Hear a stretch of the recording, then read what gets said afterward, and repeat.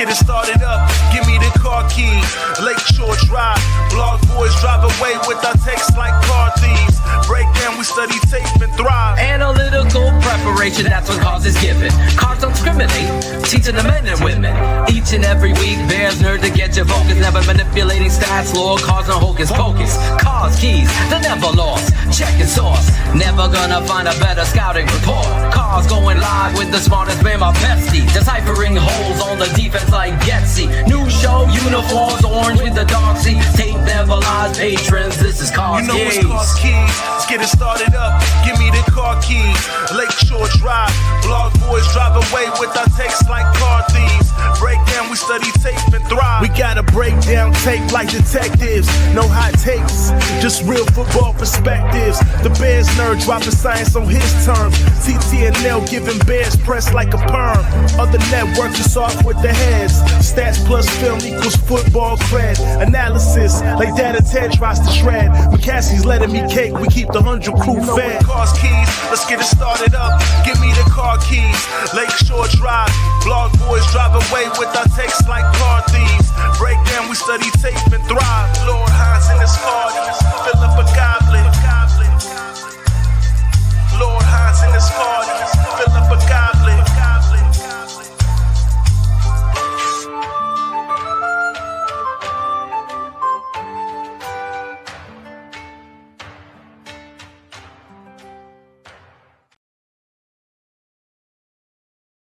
It's Cars Keys. We're back. You guys can blame it on me. I got sick last week. Then Cars yelled at me and said go to bed. And I wanted to go live. Just blame it on Cars. I'm kidding. What are we at now? Season 3, episode 43. The Bears have a quarterback edition. Right? Right, Cars? I think we do. Let's bring out our guy. Let's talk about it. Let's see what's happening next. Get out here, Cars.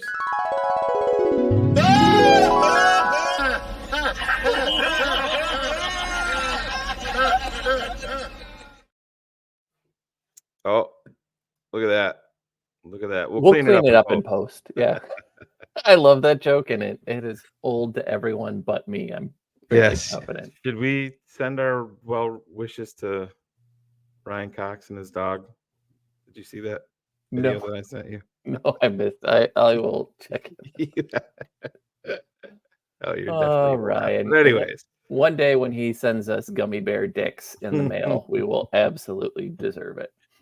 Poor guy. Poor guy. Cars, we're back. We are. I'm glad you got over being man sick for a while, and we can do this.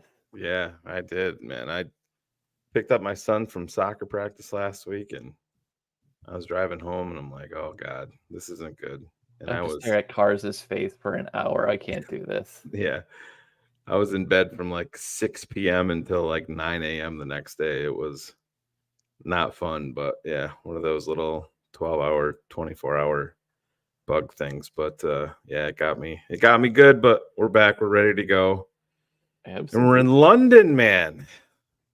I mean, there's so many parallels that we want to draw to the Matt Nagy era here and expected wins and how nothing gives me greater pause than should be wins. But I don't know. It's kind of crazy if that the Jaguars with the storm coming did not leave early. I feel like that's a massive mistake. Yeah, I don't get it. I mean, well, I guess it's par for the course with that entire organization. I mean, hopefully they're obviously all safe and everything, but I mean, it's we did not it like too, right? We left later than the other team and had a hard time adjusting. I just really feel like it's kind of malpractice, but it's the Doug Peterson jersey, right? Our journey. You come in the first couple of years, it's like, oh, we're on the uptick, and then floor gets ripped out from you, and they'll be moving on. I'm fairly confident this offseason as well. Oh yeah, I think so. I think it's set in stone, and I don't know. Somebody was talking about it. Might have been on Sirius NFL radio. I was talking about it, and they said that they're not going to be surprised to see Trevor Lawrence get the Matthew Stafford treatment that just, kind of sticks around in Jacksonville for a long time, makes a shitload of money and never wins, accumulates some stats here and there, has the occasional winning season, and then gets shipped off someplace when he's a little bit older and maybe wins someplace else. But I could easily see something like that happening. Yeah, and he doesn't have really the arm talent that Stafford had No, either. I don't know. I don't think I think it's a very, very short list of people who have arm talent of Matthew Stafford, and I'm talking about in NFL history. It's that dude can sling it. Yeah, I totally agree with you there. He's one of the ones that you make the argument for generational toss around too much, because he's just, even in high school, he's just always played with extremely talented teams. Like, it's always been a thing. And man, we'll talk about the numbers here in a little bit, but it's the detour that's happened really the last 10 games for his play and how it's completely fallen off.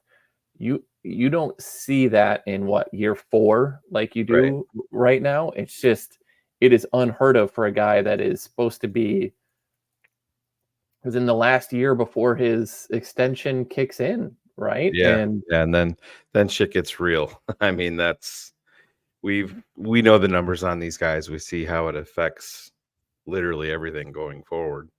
And I mean, when you're paying a quarterback, and you're not winning, that's a big problem. You're Cleveland. I mean, you look at what's happening in Cleveland. Couldn't happen to a more deserving franchise, but you're seeing it in Miami, right? You overpay Tua, and sure, Tua's a good quarterback, but the second that he's pulled away, there's a lot, and good, by good, I don't mean great. He's like a middle of the road management type. You don't have the depth to overcome that loss now. No. And it falls down. I mean, it's really insane. It's tough to watch, because you have, the NFL is better when there's good young quarterbacks. Oh, definitely. But this is not the year of the quarterback whatsoever. Man. Yeah, no, we were talking the other day just about, I say to a couple of my buddies that have, they're New York Giants fans or whatever like that, and they're always coming to me and asking me questions about the draft and quarterbacks. I'm like, have fucking fun this year, man. You need a quarterback this year, you are in trouble. And they, they're not into it like I am. That's why they're asking me questions. But I'm like, I'm not a Shador guy. I think that there's talent there, but I think that there's everything else, a laundry list of issues why I wouldn't take them. And I mean, it's just another reason why the football gods finally blessed us in Chicago the way that this worked out. Because I can't imagine going through a season needing a quarterback, finishing with a top 1, 2, or 3 pick this year, and having to drop Shador or your Alabama boy, or Jalen Milroe. I mean, that's just going to be that. Nah, can't do it. Can't do it. It's a problem everywhere. Like it's, again, we talk about it a lot, but it's the NFL is paying a penance right now for overpaying quarterbacks. And you can see guys go in stretches. Like Darnold looked great all until the second half of that Packers game. And then the rug has been somewhat removed from him for the last 3 quarters of play. Sure. And you've seen Brock Purdy struggle without the great offensive line play that they usually get in San Francisco. And you saw what happened with Tua, and you've seen Matt Stafford fall apart a little bit without wide receivers to throw to. And Mahomes is not Mahomes right now. Josh Allen, I think I have it in my list, only is thrown for over 200 yards twice this season. Yep. I mean, this is as bad as it gets, overall. And we're in a point where if you've got Giants fans friends, hey, guess what? Daniel Jones is as good of a quarterback this year as Aaron Rodgers. Would you like, Yeah. holy moly? I talked to my Packers friend buddy, and he's saying, my biggest concern is I don't see, the consistency out of Jordan Love that I used to, that we saw for that stretch last year. Right. And he's like, I watch Jalen Hurts and go, oh crap, did we overpay after a good run, and now we're going to be stuck with a guy that's. Yeah, and that's the thing, man. That's what it comes into is, and I understand the thought process with Philly. That's when you take a guy in round 2, you got to pay him earlier than you'd really like to, and that, just it is what it is. And the Cleveland situation is, I mean, there's no out other than just benching him. You're going to be paying him. You're essentially just paying him to pay off his legal fees at this point. It's what they say, more settled than touchdown passes. 23. Yeah, he's played in 17 games and has 19 passing touchdowns and has 23 settled lawsuits. Yeah, and you look, and Mike has a good point here that offensive line has been bad everywhere. Again, Green Bay historically always has very good offensive lines. They're not that way anymore. That vaunted Eagles line is nowhere near as good. And there's talent throughout. But I think what we're seeing here is a lot of these guys that normally may have played the offensive line have realized I can get a lot more money sacking the quarterback than I can protecting the quarterback. And so that talent shift is kind of like, for those years where we had a whole bunch of really good coverage corners who couldn't catch a ball to save their lives. Yeah. It feels like that's where we are in some of these offensive line guys, because the misses on offensive line guys feels like a crazy all-time high right now. No, it is. And that's why I don't want to say that I laugh at it, but so many people are so quick to, trade deadline's coming up. Let's just make a trade for a young, top flight offensive lineman. They don't exist. There's a reason people are not that Trent Williams could hold out at his age and get the money that he did, because there isn't the drop from Trent Williams to a good offensive tackle is significant. The drop from Trent Williams to an average or below is unfathomable of an issue. And you can see, again, Jalen Hurts does not look the same without the protection that he's normally had. Josh Allen isn't having it. Jordan Love isn't having it. You've seen Deshaun Watson. Part of his struggles is the offensive line, but I think it's made worse by how he holds on to the ball. Yeah. And even like this I know what Scottish Bear is referring to, but I mean, even then I wouldn't call them young top flight offensive linemen in Cleveland. I think that they're serviceable and older. Yeah.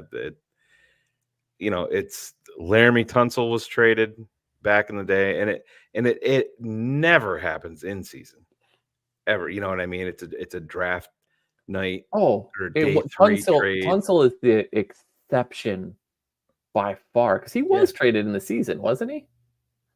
Tunsil, I can look it up here. I can't remember exactly when it was. Yeah, you might be right. No, it's right at the beginning, August 31st. Okay, so it was right at the beginning, which was still so it was essentially like the Khalil Mack trade, right before the because Miami was like, we're either going to have to pay him or get rid of him. But it's even then it's just extremely rare, and I mean that is not a good sign for we've been talking about Trey Smith hitting the market. Kansas City's going to find. I mean, you watch. It's hard to watch a Kansas City Chiefs game where you don't see him highlighted destroying somebody. Oh, absolutely. Yeah. And you circle back, and let's go through kind of post Sewell, Panay, who's probably been the last, and Darisaw that year, right? You got two. And that was the Bear. He was the Bears' target, by the way. He was. If but we didn't trade up for Justin Fields, he he's a was the Bear. Bears' target. Yep. But you've had Kwanu, Evan Neal, Charles Cross, Trevor Penning, and Tyler Smith in 2022. Paris Johnson, Darnell, Broderick Jones, Anton Harrison in 2023. Yeah. And this year, I mean, Alt looks fine, but Latham has struggled. Olu has struggled. Marius Mims hasn't played. Jordan Morgan hasn't started. Tyler Guyton just got injured, but he has played below average at best. Like, there is not help coming in the first round picks. Broderick Jones was one of those guys that you looked at all that talent and you're like, listen, the floor on that guy might be somewhat low, but that ceiling, it feels reachable. And at this point, it is impossible. And so, these guys, Trey Smith, probably not. But now, now you're going to be going in the mid rounds for these edges and other places. This is why you take a shot at a Karan, just because who knows trait wise if you're ever going to find somebody anywhere to go. Well, it's why a guy like Mekhi Becton in Philly is going to get fucking paid. Oh, you know what I mean? Question marks everywhere. Uber talented, has every gift that it's the God Jets. could give him, but he's going to get paid by somebody. You look at the guard market that Carolina single-handedly blew up last year. Who, by the way, got dominated. Yeah. It wasn't even close. Flat out dominated this last week. Did not look good at all.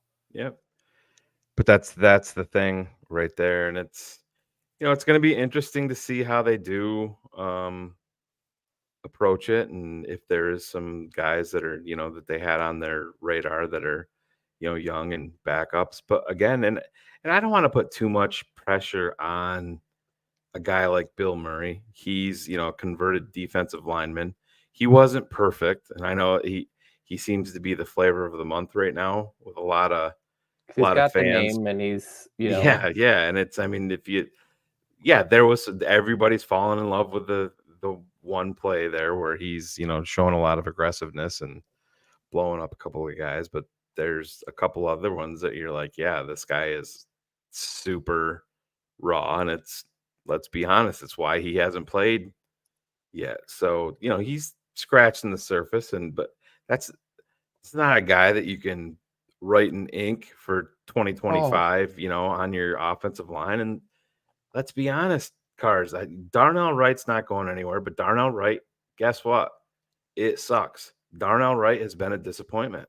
This is into year two is where you want it. From year one to year two is where you want to see, oh shit, here we go. This dude is a bona fide top 10 franchise pillar piece. And I can't say that about Darnell Wright right now. I think he's out of shape. I think he's injured. And he's playing very, very inconsistently. And beyond that, if you look to his left, they all might be gone. We don't know. I mean, the hardest part for me is just you'd hope that Tevin would make that step, and it's not over, coming. Man. It's over. It's over. It is. And it should be. And you know what? Kudos to the Bears, by the way. Yep. For putting in Murray over Nate Davis. Yeah. Right? Kudos to them for that move. Few weeks late, in my opinion. But I understood early why you do it. But now you make that change. And so some of those things that are happening, offensive line play all over the place. Would you want to be Kansas City right now paying Juwan Taylor what they're paying him? Oh, no. And he's leading the league in everything that bad, you don't want him to lead in. Yeah. Right. It's really a mess. And I see, and I'm not picking on you here, but I wanted, I'm not saying this to pick on you, but like, great. If Shane always likes to say, give me some names right now, if the Bears are drafted in middle of the first round, there's not a guy that you look at and say, that's the one we go get. There's not a guy. There's not a tackle prospect that I sit down and be like, woohoo, this is the one. Yeah, they're not gonna if they don't have a guy. There's some offensive linemen that, and like I said, I'm not gonna go I down the like, but draft path. There's guys that I like a lot, and I think that they'll get some more, pub as we get closer. But Ryan Poles is not gonna reach for a guy with their that's why first round Karan draft. is there, Yeah, yep, right? Like, totally agree. you look around and yes, there are some, but if the draft, if it ended today, I think the Bears would be picking like 17th, 18th. There's not going to be a guy there that's going to make a huge difference. And so this idea of like, we just got to draft and that's what's going to fix it. No, there is a bit of luck to this. You've got to, Oh, absolutely. this is why as a team you draft on traits, because you still have to develop. You have to get into those mold, of the list of names, Paris Johnson Jr. has been somewhat better. He's had some ups and downs, but the rest of them have not been developing and coming along. Yeah. And, when we look at like, need to get a top 5 center, again, names, there aren't these names. We keep thinking like we just draft it and it's going to be fine. There aren't those players available. We've all talked about John Michael Schmitz 2 years ago. Yeah. Hasn't been playing that great. We all talk about Stromberg in Washington. He got cut, injured, sure, but he hasn't picked up anywhere. Cam Jurgens has had his struggles at center for the Eagles this year. They're just Absolutely. drafting it is going to be a problem, and we'll see what happens. But I do have hope that the way that they're building and the way that they're now running the ball and focusing more on a different type of run, and kind of doing things early is taking some of that pressure off of the offensive line. I think they were doing too much too cute early, and that was putting more pressure. But I hate to break it to everyone, but if you look around the league, the Bears have a middle of the pack offensive line. Yeah. It's not Carolina bad. As weird as that sounds, it's also the truth. And I mean, just to give everybody an idea, so I just pulled up the 2025 unrestricted free agent list for the offensive line. And so you're led by Zach Martin at 33 years old, Cam Robinson, who we'll see this weekend, left tackle, struggling mightily in Jacksonville, Garrett Bowles at 32, Joseph Noteboom, 29, Ryan Kelly at center at 31, James Daniels, former Bear, at 27, Austin who's Corbett, out injured, by the way. Yep. Ronnie Stanley, Tyron Smith at 33, Kevin Zeitler, Patrick McCarry at 27, Morgan Moses at 33. Now, a guy that's had some issues, but is going to be. These are the guys that are going to get paid. This is why NFL pro free agency is a minefield. Jedrick Willis, 25 years old, from Cleveland, the offensive tackle. Never has lived up. No, not at all. Tristan Wirfs has been the only one from that draft that really lived up to any of it. But he's gonna, based on just his age alone, cars and he's getting paid. People saying that there's upside, he's gonna get grotesquely overpaid. But it could be us that does it. Let's be honest. Yeah. I mean, it's. So they have Connor Williams down here I thought he signed a 2-year deal. Maybe it's I thought it was only one. Okay. Or one with 1-year deal, $6 million. Yep. Okay. Coleman Shelton, Cornelius Lucas, former Bear. But Mekhi Becton is on here, and 25 years old. He's massive guy, but I mean, I'm just looking at it's Trey Smith and Mekhi Becton are the only proven commodities out there. Everything else has got to be a scheme fit. Yep. And so and you got Tevin in here too. Liam Eichenberg we've talked about, but it's a who's who of holy shit. This is not good. The name, I remember the name when he came out. Why is he available? Oh, he's just not lived up to it. Okay, I got it. Yeah, exactly. And it's going to be interesting. I'm sure they have, a lot more ideas than we do, but it's going to be a place that's attacked in the draft. I mean, it's what it is. It's going to be on both lines. Oh, absolutely. Yeah. Yeah, like it's going to be something along those lines. And the hard part is, I think you look at the offensive line struggles are taking away from some of the bright lights of things that are happening, and we are, as fans, sometimes so focused solely on what's happening with our own Bears teams that we miss. Everyone that says, and again, I'm not trying to pick, but everyone that sits down and says draft offensive linemen. Seattle did that 2 years ago when they drafted Cross in the first round and Abraham Lucas in the third. It's not looking great for either one of those two right now.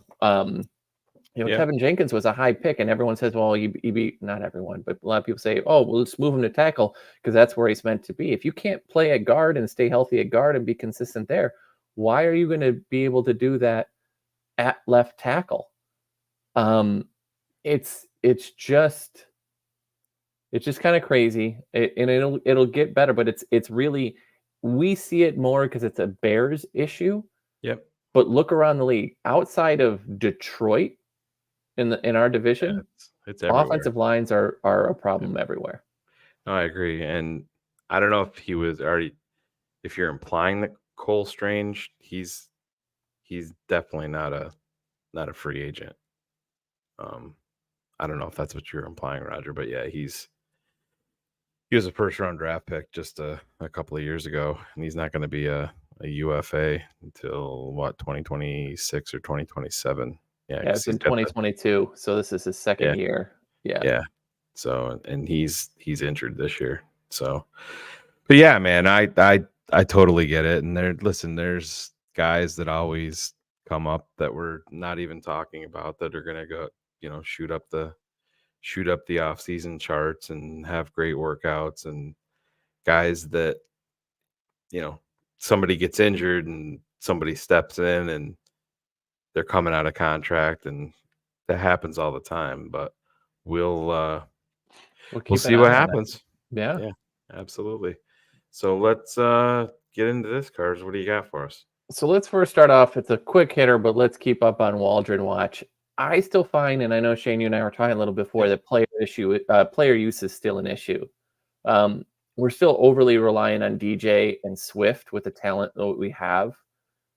It worked out last week, but why? It was a long time until we went to Roshan. We did a lot of DeAndre Swift stuff early. Why can't he get sprinkled in more? I still hate the idea that Khalil Herbert is a goal line only back because you're also not using him in the goal line. And maybe it's his pass blocking, but if that's the case, move away from him. You've got to find someone that's going to offer you a little bit more there. Yeah. And then really, Cole comes in late. Keenan isn't there at all, isn't a focal part of this offense. For all this talent, you keep going back to, if DJ Moore and Swift are there, we're fine. If they're not, it's problematic, and that doesn't make any sense to me. Like, Rome is flashing and he's showing early. Why can't we do things like that for Keenan? Why can't we spread the ball out a lot more? It doesn't. The use of these players does not make a whole lot of sense to me. It's been our number one issue, I think, from Jump Street, is the personnel usage. I mean, if you would have said to anyone to start off the year that Cole Kmet was essentially going to be an afterthought, be like, what are you talking about? Cole Kmet is our third receiver because we can't figure out how to use Keenan. Right? Yeah, I know. But that's what's crazy. He's our third receiver now, and to start the year off, he wasn't playing. Keenan Allen has 3 more catches than DeAndre Carter. Yep. And understanding he's played 2 less games, but that's an insane stat. Like, yeah, it makes you wonder about the heel, and I know there was a lot of injury management last year and with the Chargers, but he was also producing at a very high level. You know, if you look at what Keenan Allen did against the NFC North teams last year alone, and it was pure insanity. Oh, he was destroying everybody. I mean, Yeah. look what he did to Green Bay. Yeah. I mean, it was all over. People have focused a lot on the DJ Moore body language stuff, but I think you got to look at some of the other body language guys. There are people that are not happy right now, and they shouldn't be, right? Again, understanding that you've got to step into this slowly, you've got to grow this on and figure out ways to do this, but we shouldn't be here in game 5 going into game 6 going, how do we utilize an all-pro wide receiver more? Yeah. It shouldn't. 10 catches for 81 yards through 3 games that he's played. That's a normal game for him, is 10 catches plus, right? When he was in LA. With a lot better, yards per catch on that too. It's very concerning. Some of that is on timing and things, but it really just feels like, you've given roughly 100 touches to DeAndre Swift through 5 games, and really want to be somewhere in that 15, 18, 20 touch range. But he is such a focal point now that it's become like the burden is too much, because I don't think we saw Roschon until late in the second quarter last week, if I remember correctly. And maybe I don't, but he didn't stand out because we were running Roschon. Right. Well, and you DeAndre remember, and right. it goes back to what I still, and I know it sounds very remedial, but this is also the Bears that we're talking about. They game plan through the media. I'm sold on it. Brad Biggs multiple times came out and said, according to his people, his sources, do not be surprised to see Roschon Johnson being a focal point of this offense versus Carolina. And then, like you said, they come out and you're like, all right, here we go. Where's Roschon? Wait a minute. Where is he? Oh, all right. Next year. No, where is he? And it's the Chicago Bear way, and it's been that way forever. And listen, I think that the way that they used DeAndre Swift, and that's no surprise from Jump Street, was flawed in a big way. It's just, you got to get him. We know you got to get him out of. So he's not a lead back that's going to be a bell cow for you, that's going to run between the tackles and get you 20 to 25 carries every single game. That's not who he is. And you got to involve him. You got to get him out wide and get him the ball that way. And that, to me, that I'm not everybody here knows I'm not the biggest Roschon Johnson fan at all. I don't look at him and say, holy shit, that can't be replicated, and that's why he's on this team. But he runs with power, and this is what the Bears need. He's just a change. Sometimes you need that. So I just looked at it while you were talking. The first touch Roschon got was with 10:48 left in the second quarter on that 1-yard touchdown run. Yeah. Before that period, DeAndre Swift had 13 rushing attempts. Yeah, and you're talking. You want to talk about bad body language? Go check out DeAndre Swift's body language when he got pulled out for that 1-yard touchdown. Because you Roschon. Yeah. Oh, I know. Abused him up to that point, but 13 carries through the first 17 minutes of play. Yeah. And it's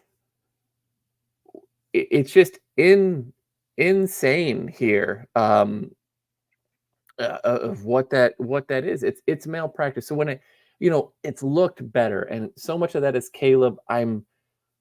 I'm very happy with his development. I'm happy with the way that he sees the field and the way that ball is coming out. I think there's a lot that's made about his deep ball accuracy. I think it's overblown. It's just getting time right. Everything's going to be working out. And I challenge anyone, if you want to laugh, Ryan Cox sent us earlier today the passing chart for Jaden Daniels, and you look at where that is. There it is. Look at that pass chart. You see anything there that may be a little bit worrisome? Does anybody see anything on the left-hand side that may be a little bit worrisome moving forward? Does anybody have any idea what we're talking about? Put it in the chat if you look at that and think you have an idea of what we're referring to here. Anybody? It's insane so far, and I'm fine with the growth. I think Matt Waldman had the tweet the other day that after 5 games, how much better RG3 was looking than Andrew Luck, and then how that ended. Not saying it's the same thing, but it's pushing into that direction. And I challenge you guys to watch any of those, like watch that Cleveland game and watch the hits that young man takes. He's averaging, I think it's something like 10 plus rushes a game. That's just not sustainable from that. But I digress. I'm really happy with Caleb. I'm happy with the progression, despite poor use from his players, despite some poor play calls, despite a whole bunch of things. I feel more settled with a quarterback that can make through progressions. If he's making progressions too fast, I'm okay with that because he's still getting through them. But it's a big win for us that he's there. It's just very hard for me that I feel like Shane Waldron to this point is holding him back. And while Kingsbury is getting all these kudos, I think those are going to get wheeled in pretty quickly because they've faced some terrible defenses. That's been the history of a Cliff Kingsbury offense, where they get figured out as the It's day in and day out. And so look, it's early. We started the Waldron watch, and I still think it's necessary because he definitely has not made us put that to bed. But I feel like, when you look across, if you watch that across the league, quarterback play is extremely poor. Brock Purdy has taken a step back. Geno Smith has continued his decline after his other year. Dak Prescott does not look the same. It's a problem. So it's not just relegated to Shane Waldron. It's not just the overall issue, but man, it's definitely concerning overall. Oh, it is, man. I totally understand it, and I know the hype around the rookie quarterbacks and Jaden Daniels and all that, and I still ain't trading him for our guy. No, 100% no. So go ahead. What you got next?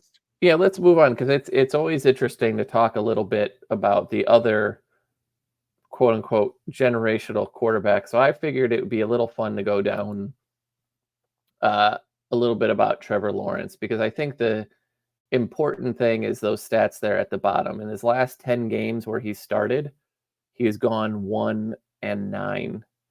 He's thrown basically an interception a game. He's had only one 300-yard game, 15-9 touchdowns. So you're not really talking about doing very well offensively. He's only had 3 games out of 10 where he's completed more than 60% of his passes.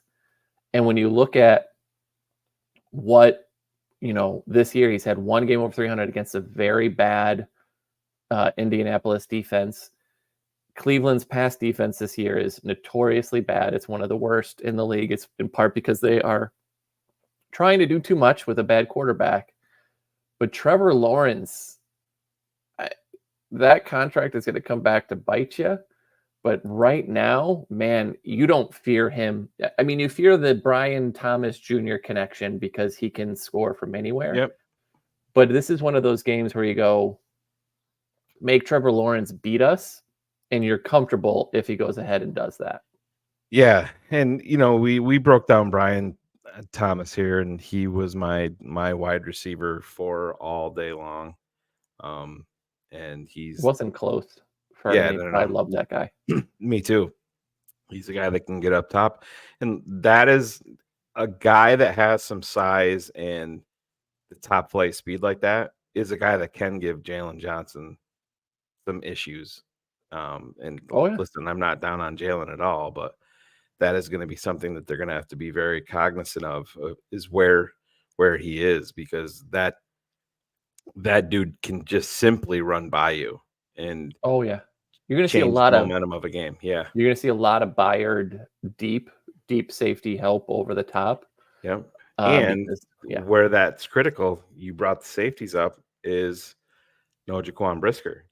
Yep. So having Hicks back there. So it's, it's all going to be part of the process. And I talked about this on Keeping It 100 last night. If we are going to have any injuries, give them to me, in our secondary, because Cars, I would not trade our secondary for another secondary in the entire league.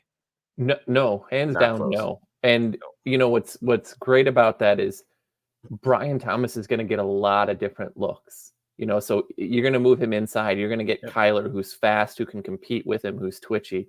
You're going to put him on the outside against Tyreek. Tyreek is extremely physical, sometimes too much so, but he's going to get into that head. And then you've got on the other side Jalen, who's just the consummate professional and does everything right. If you make one false move and he reads that route the correct way, it's game over. And so you look at you kind of look at that team. They're trying to run the ball a lot more, right? They're trying to establish the run. They're doing all those things that you do for a quarterback that's struggling. Bigsby had that big game, I think it was last week, where he was where he had 100 yards, and ATN is looked better. But it's not a run game that concerns you too much, because it's not a good offensive line. Cam Robinson has never been the player that they had ever hoped that he would be, and they're paying him to be. Yeah. This is another game where you can, this is another game for Javon Dexter Jr. and Andrew Billings to just eat and feast on that interior line. And man, it's going to be crazy to go ahead and watch. And then I mean, if Montez is getting doubled, and then you bringing up a name like Darrell Taylor again, it's nonstop. His motor, for absolute perfect fit for what this defense needs, as an extra piece. But what are you getting about DeMarcus Walker too, right? Like you're getting, what's really nice is the Chris Williams pick or trade. He's been sort of mad, but that's fine. He's a rotational piece. But every other piece right now, I'm extremely comfortable going with and rotating through. And so I really feel like it's going to be a big it's going to be a big game where he's getting sacked a lot. I think Cam has given up some of the most sacks at the left tackle position this season. I think it's something like 6 or some crazy number. I think the Bears should control the offensive the line on both sides of the ball, although they are I do have to eat some crow that Trayvon Walker has become a player that I was not really fully expecting him to become. But it feels like this is a game that they should control both sides of the line and really push forward and make that go. Yeah, Taz, I mean, I didn't say that it was all double teams. But I'll have you know that too, that, and I'm not making an excuse for Montez Sweat. Montez Sweat has a very hampered ankle that they're just not talking about. It's not out there a lot, but it's the truth. And I think that has held him back. But saying that he's only had one flash on the season is just that's patently false. But also it doesn't matter to this point, because the other guys are stepping up right now. And some of that is happening because he is getting the double teams and other things are moving. There, he is a focal point for other offenses. So yes, he hasn't fully delivered, but I don't put any of that on him, because right now those double teams, if he's getting them, Billings has been even better than I think I was expecting from a pass rush perspective. Oh, no, nobody other than our old friend Ryan Billings from where we came from was expecting this out of Andrew Billings this year. I mean, it's insane. And you look through, right, like on QB hits and all of these things. Right now, they're playing as a unit perfectly. You're going to give up points, right? It's going to happen. You're going to have those drives. Things are going to get going. But you've got a defensive line that can play free, because to Shane's point, I wouldn't take anyone else's secondary over ours. And so you've got a defensive line that plays free because of the secondary. You've got a secondary that plays free because they can trust the offensive line to generate pressure. That's a win-win all the way around. All the way around. Yeah. It's a good call, but he also didn't have him dropping 41 yards in coverage against David Njoku in Cleveland. That was Justin Jones. Justin Jones. That's right. He was even baffled. But just back to Montez. Montez is banged up. I mean, he's coming out of games and getting retaped up. And I think it was a Scottish Bear that had it in there. It's not just I know the ankle is the biggest issue, but throwing a toe, it was Scottish Bear right there. The elbow is the elbow, but the ankle and toe, when you are a massive human like Montez Sweat, just simply the toe. I don't even know if people realize how,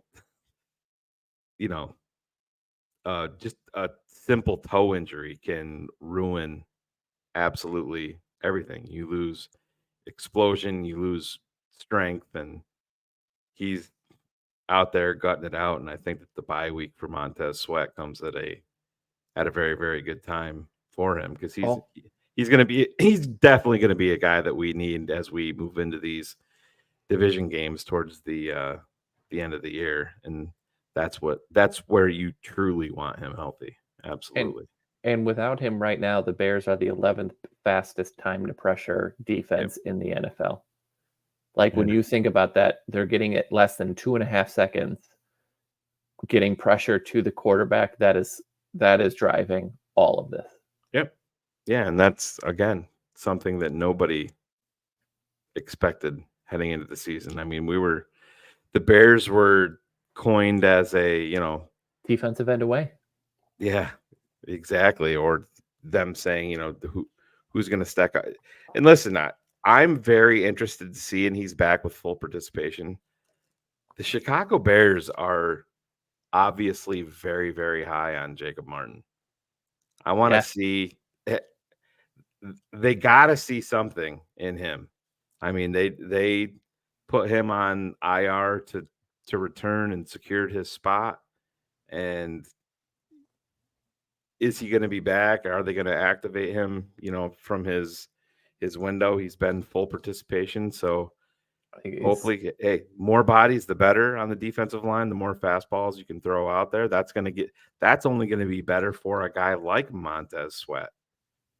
Oh, I mean, Taylor is doing that all over the place, right? Like Taylor is become that guy. And I think, early we talked about, if Jervon Dexter can make that step, and he has.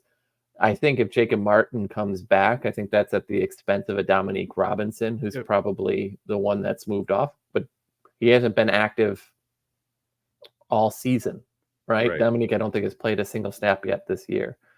So, and you still got DeMarcus Walker. I think they see a lot of of DeMarcus Walker in Jacob Martin, just the ability to play a couple different positions, do everything at a high level. But I think DeMarcus Walker is another one that we don't talk enough about, and the impact that he's having, because when they move him inside at 3 technique, that's his best spot. Cars, we said it the we said it when they picked him up. It's where he's a different player inside than he is. He's just not to me, he's a just a rotational player at best on the outside. The way that I look at it, you push him inside and you have something to work with. And it's scary because you look at that third down package and what a lot of that time it's been Sweat, Walker, Dexter, or Billings. Yep. And they're on the outside. And they're from size, Sweat is a behemoth of a man. Walker's a strong dude. Dexter and Billings are incredibly strong dude. And then you've got a speed guy on the outside. Yeah. It is causing problems. And we haven't sat down enough and talked about just how good Edwards and Edmonds have been this season. Don't tell Logan. Don't tell Logan. Oh, just excuse me. I forget the great white hope we must have. But it's, everybody is flying to that ball. Everyone is making things happen. And it's crazy that you've got three, we talk about the defensive backfield. The defensive line is way better than anybody in the NFL predicted. Every expert was always saying they need a pass rusher. They need a pass rusher. They could still go out and get one. And that would be extremely scary for anybody if we go pick up another pass rusher. And then you get to our linebackers who are just phenomenal in coverage, taking away a lot of the middle of the field stuff. It's a lot of fun to watch that defense, which is scary. Yeah. So what is the trade deadline is what, November 5th? Yeah. So I think probably maybe next week, maybe we can dive into, with it being the bye week, maybe we can switch it up a little bit and maybe we could look at some potential deals that could be out there for the Bears to make, because I don't think they're going to sit on their hands. I don't. When you look at this, the Bears are in the toughest division in the NFL. They're the only division that has every team as a plus 20 or more points differential.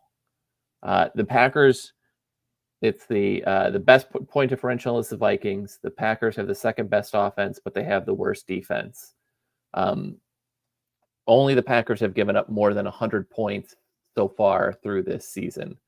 Yeah. So when you look at that, it's competitive.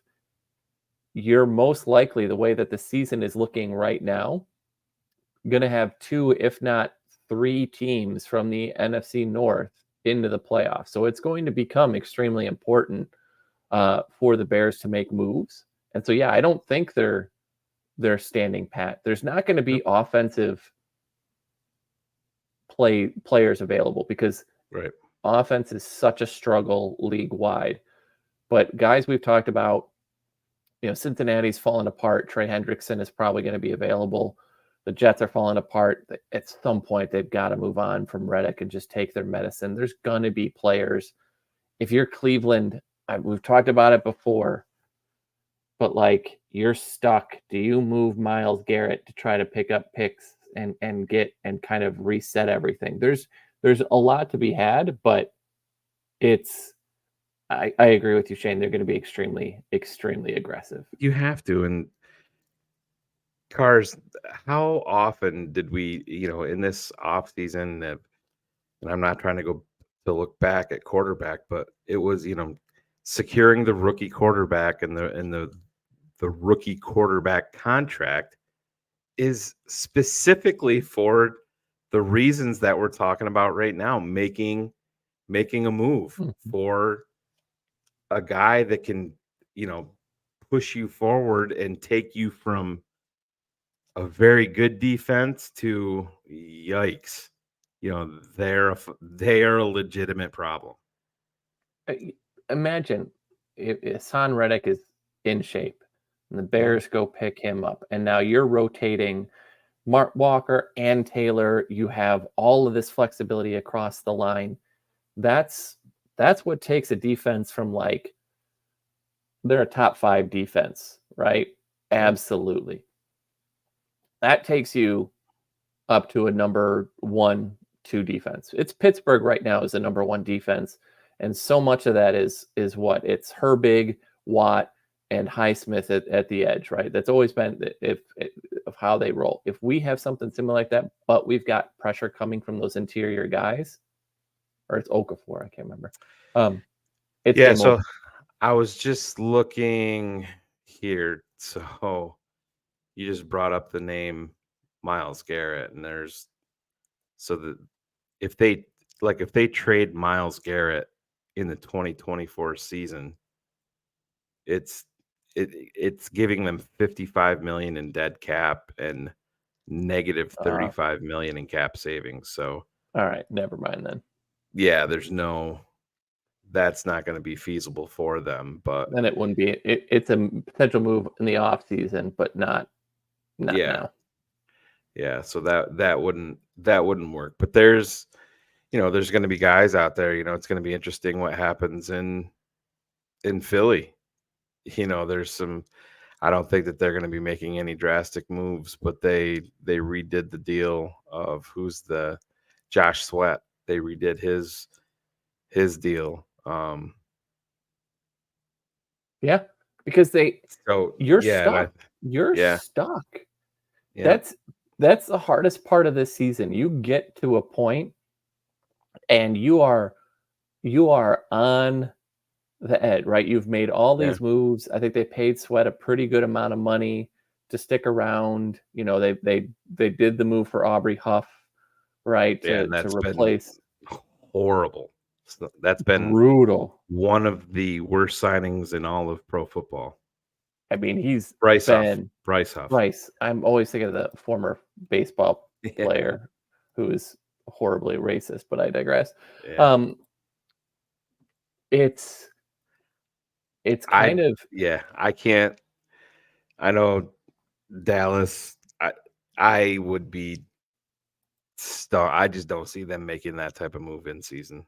I don't myself because it looks. Can I make an inappropriate comment? I mean, if he doesn't have the size pecker that Jerry Jones likes, he absolutely could get moved, right? I mean, let's be real. But I don't want to say anything because teams are going to convince themselves for a while that they're in this. That's my favorite thing about owners. That's how it happens. Yeah, is like owners are way higher on their football teams than they ever should be. Tepper, right? Oh no, if we just do this, we're going to be fine. Daniel Snyder was the king of it. I was watching this one of these roundtables with Bill Belichick, and he quoted you kind of talking about moving away from players. And he always said, like one thing you always like to say about Bill, you got to do it early. They were talking about the Devontae Adams and him demanding a trade, and that you're not going to get the value that you want because of his age and his contract. And he's always saying, you got to do this early because if you do it late, you're stuck. Yep. And if you're the Eagles right now, you're stuck. You overpaid on the quarterback position, you're stuck. Yep. You're Arizona, you're stuck. If Green Bay wants to be super aggressive, you're sort of stuck. There's a lot of teams that are there. So this is the time for us to take a part of that availability. But man, it's kind of crazy to sit here and be like, if the Dallas Cowboys could end up being the worst team in that division this year. Yeah. No, I can see it. They were lucky to get out of Pittsburgh with a win the other night. Barely. Yeah. And Pittsburgh doesn't even have much of an offense. But the last thing I guess we'll do real quick, Shane, so we can get through. This is my favorite part to talk through is Jacksonville's pass defense is by far the worst in the league. So when you look at that, Deshaun Watson had his second best passing yard game. I just had to put that in there because that's laughable to me that 186 is his second best. But Tua ate him alive. Josh Allen, who's only passed for 200 yards twice this season, just ate them alive. CJ Stroud did. Indy could not pass the ball, has struggled passing the ball all year, and Flacco threw that for them for 359. They are giving up 290 yards and 2 touchdowns in the air a game. They have 0 interceptions. And when you look at all those passing attempts, right? So you see 37, 34, 30, 40, 40. You have 11 sacks. So yes, those numbers look great that Walker has 5 sacks, and I'm not trying to take away from it, but they have passed the ball a significant amount of time, and they aren't stopping anybody through the air. So when you look at this and you see like, oh, wow, their rush defense isn't so bad. No. The rush defense isn't bad because their pass defense is historic bad. At this pace, they're going to give up almost 5,000 yards through the air. Yeah. And that is, you and I talked about it, Cars. That to me is a scary proposition when you're Shane Waldron. Yeah, that's the part that's like, oh boy, here we go. And I know, like, I think a lot of people are expecting this to be another Chicago Bears blowout. I am not there on that. We'll see. I do have the Bears winning. I think I was 21-17. I had the score. Ended up being that, but I think that a lot of people that I've talked to, or I think that they're looking at this like a Carolina type smashing, and I'm like, no, I don't see that at all. I mean, I don't either. And like, what makes it even worse is they also have Eric Armstead up front, right? They've got our old guy. They've got Roy Robertson Harris up there. The linebacker crew is not that great, right? It's Devin Lloyd, Muma, one of my favorite overpaid linebackers. Not that Olakun isn't good, but my God, like they paid him like he was the next coming. But they've got Darnell Savage as a starting safety and former Packer, and he's been terrible. Ronald Darby has never been really a great guy. You've got problems all over that secondary. It'd be one thing if you were not picking off passes, but you were getting your hands on a lot. They've also only forced 2 fumbles this year. So they're not forcing turnovers at all, but they're also facing a little bit of that Browns issue that I talked about. They have not picked off a pass, correct? Correct. 0. So they've 2 forced fumble all year. And so when you look at all the numbers, their third down conversion on offense is very bad. Their third down defense is very bad. It's a lot of problems. And the reason the defense is looking so bad with that talent is just because the offense can't stay on the field. And so no matter how good, to put it into perspective, they're 30th in the league in third down offense. They are 14 for 54. You're talking basically 1 out of every 4 they are converting. That is an insanely low number. And I don't know, when you just kind of look around, they're getting yards, but a lot of these yards are like after the game is decided.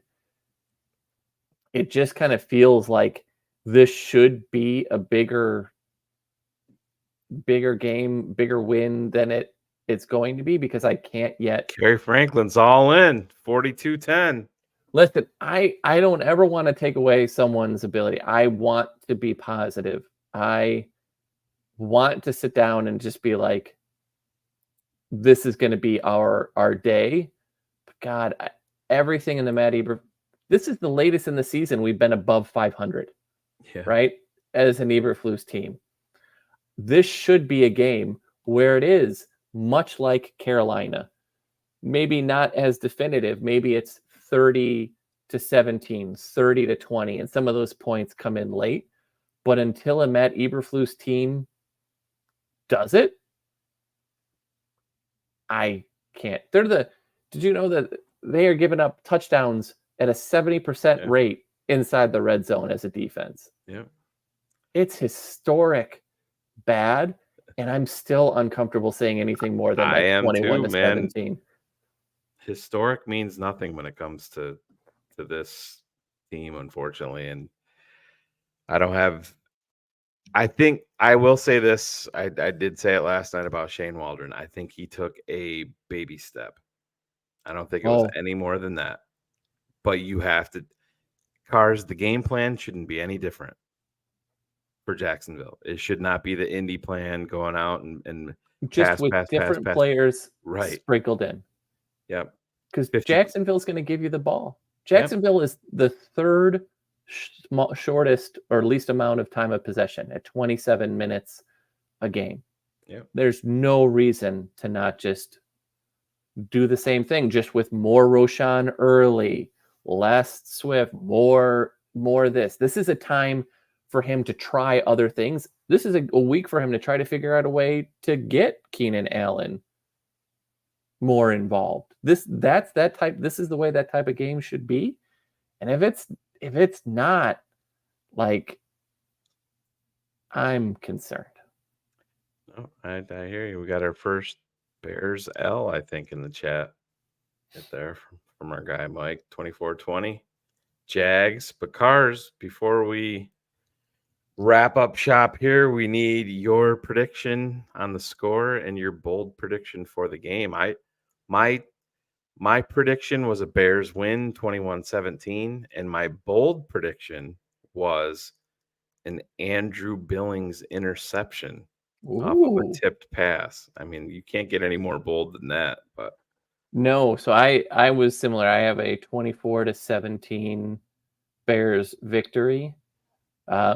My bold, which is probably not the most, but all three of those touchdowns are coming in the air on a 300-yard passing day for Caleb Williams.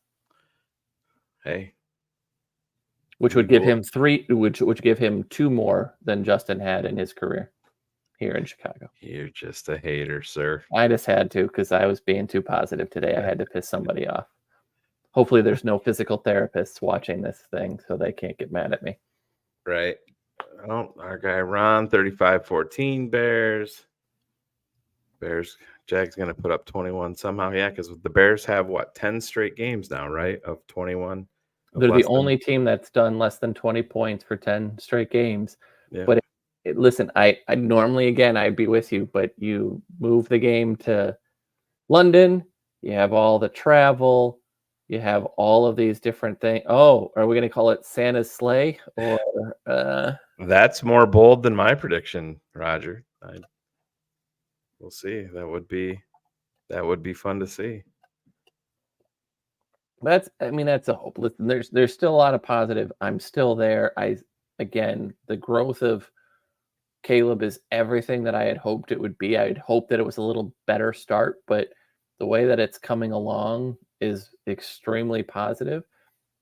And that's what I want to do. I stressed out after that first Carolina touchdown. And then when we scored, I immediately settled. And it's just a nice feeling to sit down and be like, I can see something. I know what's happening. It makes me happy. But God, if it doesn't happen that way, I think I'm gonna be a wreck. Somebody, if we look and get embarrassed, somebody send somebody to look after me, because I might be in trouble. Yeah, where was that? Where was that one that I was just looking for? How is he 9-1 against the Bears? Was his? I mean, there's no way he can be 9-1 as a head coach against. There's no way, right? No, he hasn't played us 9 times. No, let's. I don't even know if it has his. Can I find it? No. He's only been the head coach of the Eagles and the Jags. Yeah, there's no way. Yeah, unless it takes in when he was a player.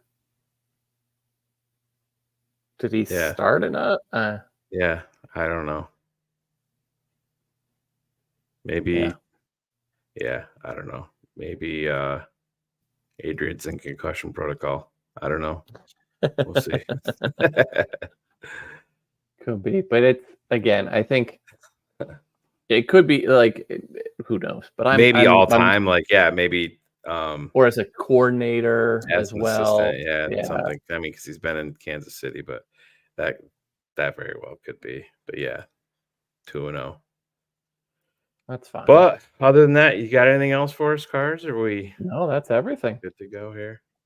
Last night I pulled the rope out from everybody and told everybody we had major breaking news concerning Christopher Jackal.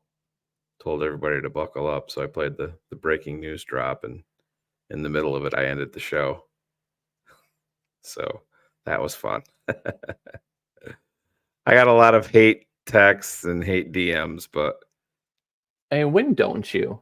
yeah, it was fun. We all got a kick out of it. We can actually see the comments that come in after we end the show. They'll let them come in for 4 or 5 more minutes, and yeah, some of them were Unhappy some of with them you. were definitely pretty funny. That's funny. But That's funny. we do have a couple super chats for the tip jar. Stephen W. Thank you, sir. $1.99. He did the twofer for the tip jar. Two first. I'll take it.